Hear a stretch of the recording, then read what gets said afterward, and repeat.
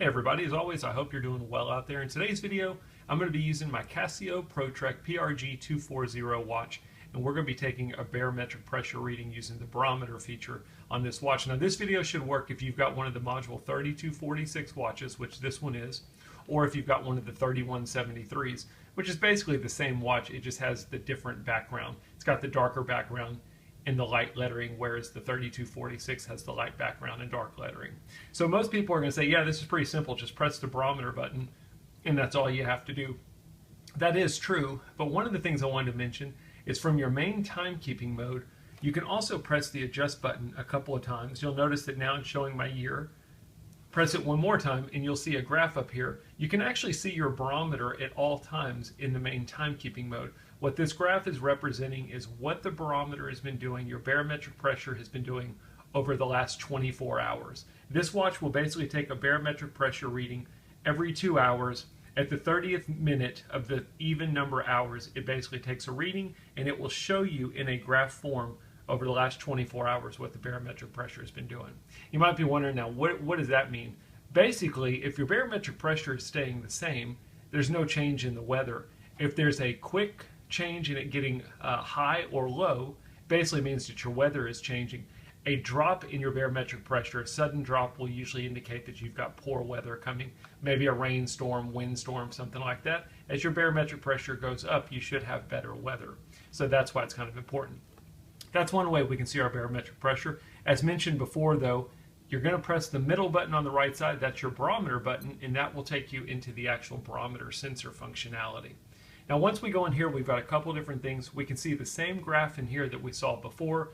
That's our barometric pressure trend over the last 24 hours. At the top right, we've got our temperature value. That's coming from the temperature sensor on the watch. Great thing about a watch like this is there's no smartphone, cell phone involved in this. It's using a thermometer sensor and a barometer sensor on the watch, and it's coming up with all of these values. In the middle here, you've got your barometric pressure. You can see that mine are in hectopascals. You can also display it in inches of mercury. Same thing with the temperature. Mine's being shown in Fahrenheit. If you'd rather have Celsius, that's an option for you here. And then down at the bottom, you've got the current time. You'll always have the current time in the barometer mode.